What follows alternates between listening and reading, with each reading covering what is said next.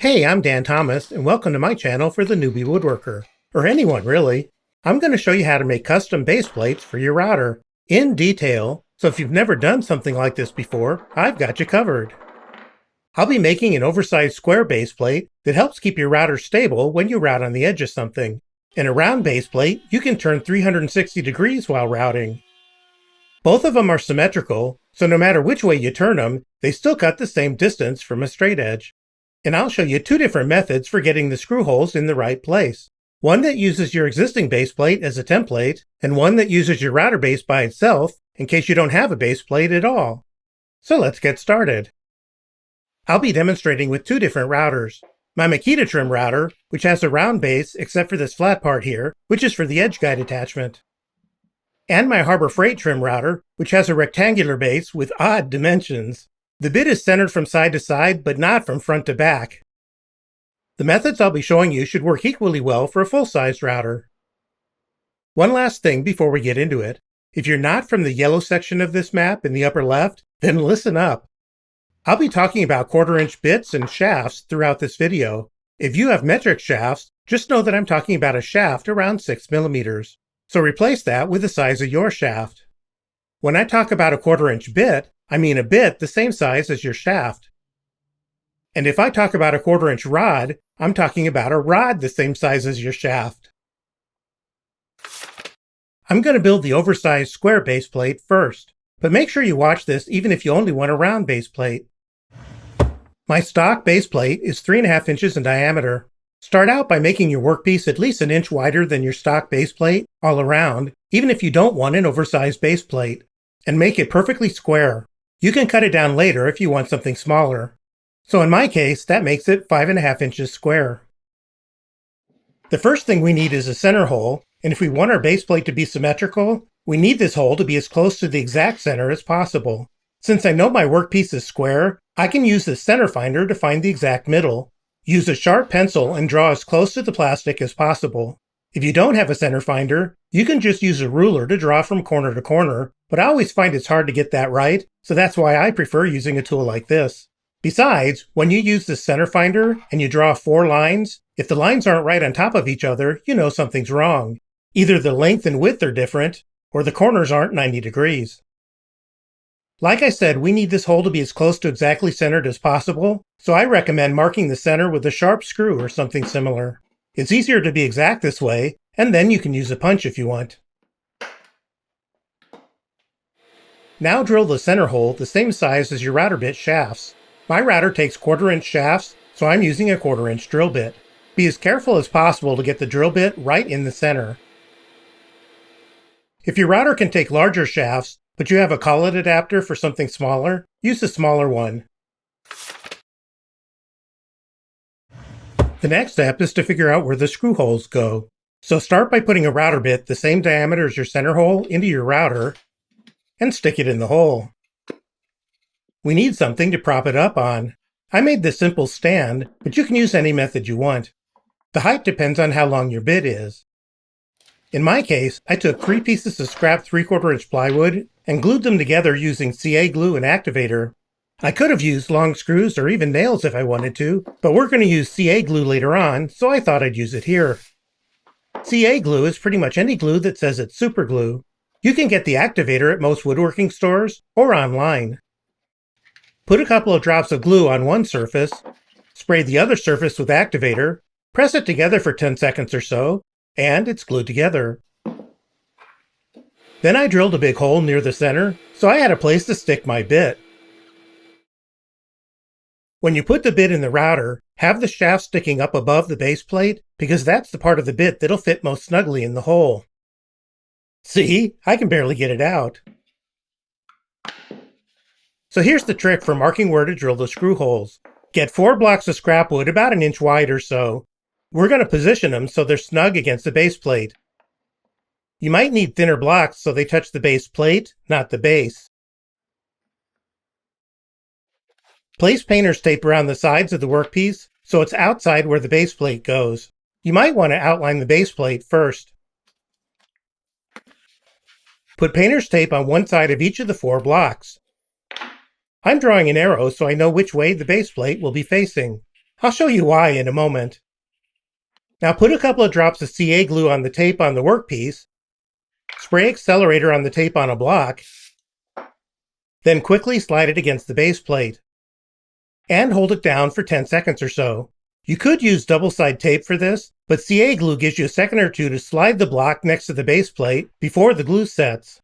Then add the other 3 blocks the same way, making sure they're butted up against the base plate too.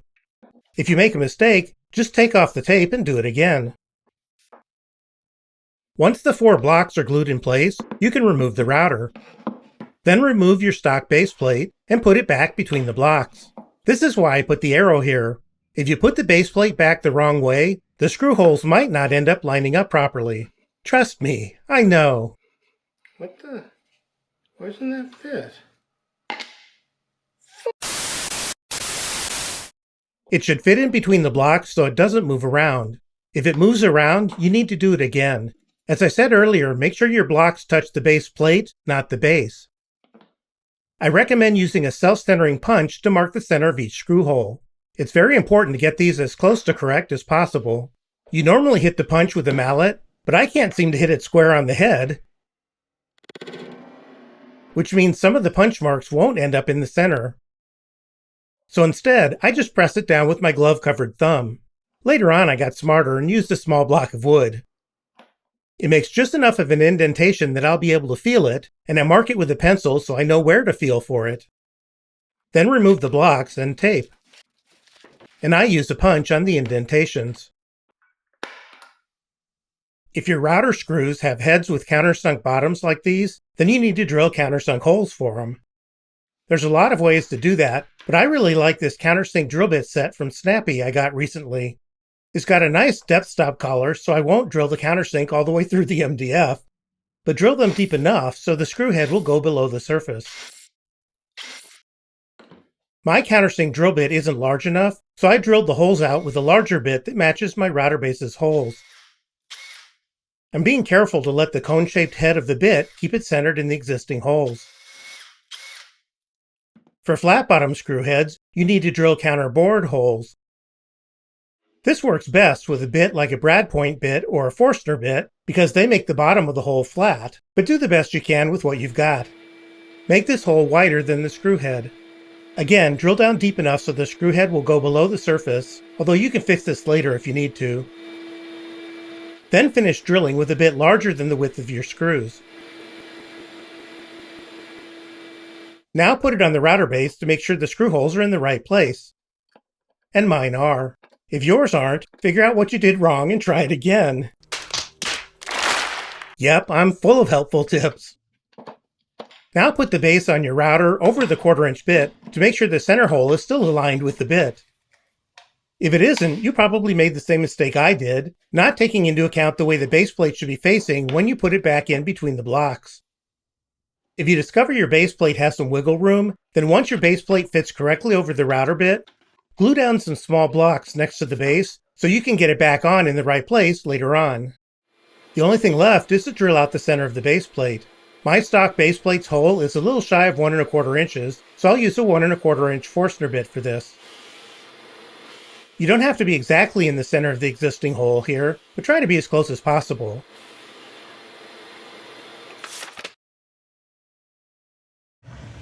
If you want to cut your base plate down to a smaller size, now's probably a good time to do it. Let's say I want to cut this 5.5-inch base plate down to 3.5 inches. That means I need to cut 1 inch off of each side. So I set my fence to 4.5 inches. Try to be as accurate as you can with your fence. I numbered the sides just so I don't get confused. Then I cut 1 inch off of 2 sides. Now I set my fence to 3.5 inches and cut 1 inch off the remaining 2 sides, which gives me a 3.5-inch square base plate, assuming I set the fence correctly. Here's a thicker one I made off camera. It's probably a good idea to do some sanding. 120 grit seems to work well here, for me.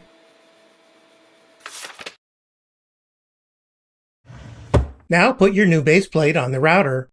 I actually don't recommend using a drill to screw the base plate into the router. It's too easy to over-tighten it and ruin something. But I'm only driving the screws partway in, and I've got the clutch set to 1 in case I mess up, so I'm okay with it. Still, do as I say, not as I'm doing. Finish tightening the screws in a sort of star-like pattern to make sure they tighten even. So here's how you'll use your new symmetrical base plate. Let's say this is the line that you want to cut on with your router. You'll need to clamp a straight edge parallel to this line, the right distance away so the center of the router bit will cut right on the line. The key number here is half the width of your base plate. Since my base plate is 5.5 inches wide, the key distance for me is 2 3/4 inches. So I draw a line parallel to the cut line exactly 2 3/4 inches away. Then clamp a straight edge on this line, and when you run your router along the straight edge, you'll cut right in the center of the target line. It's as simple as that. With a symmetrical base plate, the straight edge always goes half the width of the base plate away. Now get a piece of scrap wood so you can do some test cuts. Obviously, I've used this piece before. Draw your cut line, then draw your straight edge line, remember, half the width of your base plate away, and clamp down a straight edge right on that line.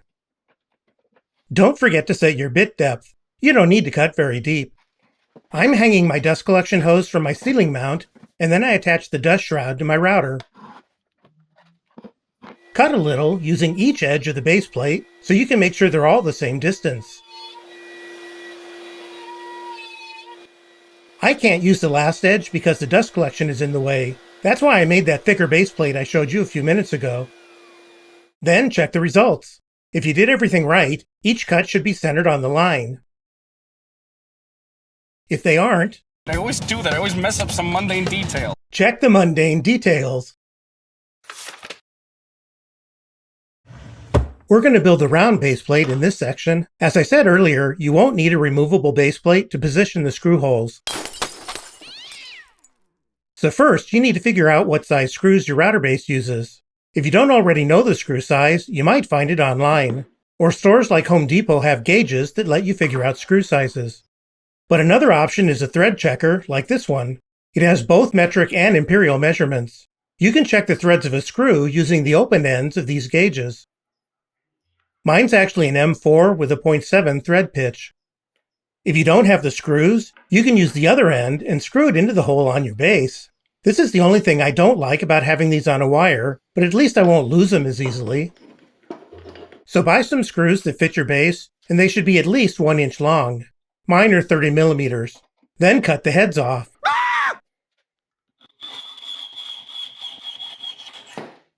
Then put the screw in your drill and tighten it down. Not too much, of course, and make sure it doesn't wobble. I'm putting the drill in reverse and using my belt sander to make a point. Since the bit is spinning, it makes it easier to get the point close to the middle. If you don't have a belt sander, you can still put it in your drill like this, but you'll need to run it against a file or even some coarse sandpaper, along with some patience. Then I flatten 2 sides near the tip so I can use pliers on it if I need to. You might not end up needing this. Now that we don't need to put it in the drill anymore, cut off the extra so it isn't too long. And clean up the end, but hopefully you'll do a better job of it than I did. And obviously, make 4 of them. I'm making the round base out of 3/4 inch plywood. I know that's kind of thick, but I want to raise my dust port up as high as possible so I can clear the clamps on a straight edge. I'm starting with a 5.5 inch square, same as before, except I'll be cutting this down to 3.5 inches before I'm done. So mark the center like before, although this one doesn't need to be exactly in the center. I'm making the circle cutting jig from a piece of 1/4 inch MDF, 4 inches by 6 inches, although the exact dimensions don't really matter. I'll be using a 1/4 inch router bit. Put the hole for the router bit far enough from the end so your router fits on the jig. For me, it's about 2 inches in and relatively centered. Next, we need the hole that the jig will pivot on to cut the circle. Here's the simple formula. Half the size of the circle you want to cut, plus half the size of the router bit you'll use. I want a 3.5 inch circle, so half that is 1 3/4 inches. I'm using a 1/4 inch bit, and half that is 1/8 of an inch, which means my pivot hole needs to be 1 7/8 inch from the center of the router bit hole. So mark and punch the holes for the circle jig. Then drill the 2 holes in the circle jig and the center hole in the workpiece. I should point out that it's pretty important to drill these holes straight up and down. I drilled them once with a handheld drill and not very straight, and it ended up biting me in the base plate.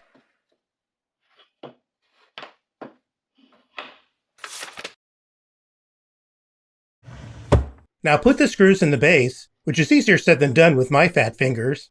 Tips up, of course. It might be hard to get them started in the holes, so you may need to file down the ends a little. Make sure they're pretty much even by trying to tip the base from side to side, then adjusting them as needed. This is important, so take your time and get it right. For the next steps, you could use the shaft of a 1/4-inch router bit, but router bits have a tendency to jump out and bite me, so I decided to cut a pin from a piece of 1/4-inch round rod with an angle grinder.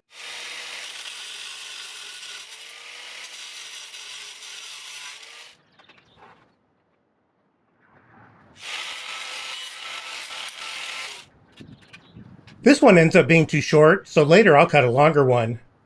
Put the pin in your router, or you could use a 1/4-inch bit like before. Then put on the base with the pointed screws. Now put the circle jig over the pin. Make sure all 4 screw points make contact with the jig. Here's what happened when I didn't drill the holes perpendicular to the jig. Use a rubber mallet or something similar to tap on the jig where the screws are. You don't need to tap hard, just enough to let the pointed screws leave their marks. Then I used a pencil to darken the marks, and I circled them so they'll show up on the camera. We're going to start making the screw holes by drilling through both the circle jig and the new base plate at the same time. So put some double-sided tape on the circle jig, or you could do the same thing with painter's tape, CA glue, and activator. Put the pin or 1/4-inch bit in the hole in the base plate, and put the jig over the pin so they're aligned correctly, and press it down. Start out by using a small bit to drill holes through both pieces. Then unstick them, and countersink or counterbore the screw holes in both workpieces, one at a time, like I showed with the square base plate. For this thick base plate, I'm using a larger drill bit to make deep countersunk holes. They're technically not counterbored holes because the bottom of the hole isn't flat. It's shaped like a countersink to work with my countersunk screw heads. I have to check it a few times until I get the depth right. Then I can drill the other 3 countersinks. Countersunks? Countersinks. Whatever. Take the pointed screws out of the base. Try attaching the base plate to make sure it fits right. Then remove it.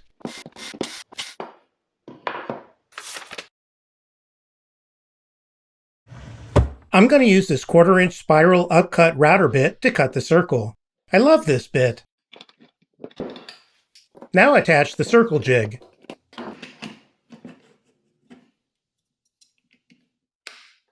We need to screw the workpiece down to some scrap wood so it doesn't move when we use the circle jig. So mark where you'll be drilling out the center later, because this is a good spot for some screws. Put 2 screws in the corners and 2 inside the center, so nothing moves when the circle has been cut. Along the way, I realized my pivot pin wasn't long enough, so I cut a longer one off camera. So put the pin in the workpiece, or you could use something like the shaft of a 1/4-inch bit. And that's how it'll work. I'm going to show where I cut the circle with my Harbor Freight router, because the video I shot when I used my Makita router didn't come out very well. You'll probably need to drill a deeper 1/4-inch hole for the pivot pin.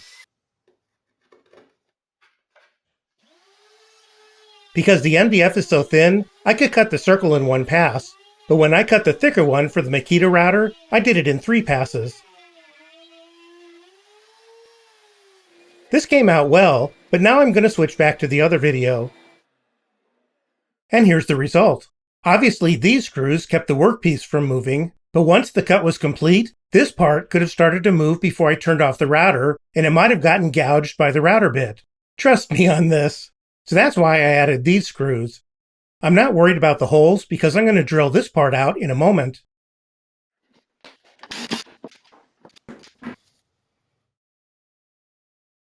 When I made a round base plate for my Harbor Freight router, I kept the screws loose until I got it over the bit, then tightened them down. Then I glued 4 small blocks against the base so I wouldn't have any trouble getting it back on in the right position later on. Don't forget to do some sanding, and as I mentioned earlier, 120 grit worked well for me. Put the new base plate on the router and check to see that it looks centered. I'm using the 1/4-inch Forstner bit from before to drill out the center hole. It doesn't need to be perfectly centered, but try to be close. So like we did before, get a piece of scrap wood and draw a cut line. Then draw the line for the straight edge half the size of your base plate from the cut line. Then clamp down the straight edge right on the line. You're going to want to spin the router at one point so you can make sure the base plate is centered properly, so draw an arrow somewhere where you'll do this. Although as you'll see, I screwed this up. You don't need to cut very deep. I set my router to about 1/4 inch, and that's plenty. Then start to cut along the straight edge. You want to keep the router flat against the workpiece, contrary to what I'm doing here. When you get to your arrow, spin it around, but keep the router against the straight edge, which I did not do here. Then continue along the line. I had to do the spinny thing again, and this time I actually did keep the router against the straight edge.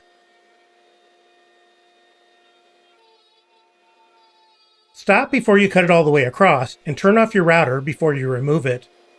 Then take a look at how you did. You can see here how the cut is right on the center line, so that means my base plate is the right size. And somewhere around here is where I spun the router around the second time, and you can't tell exactly where, so that means the base plate is centered on the router.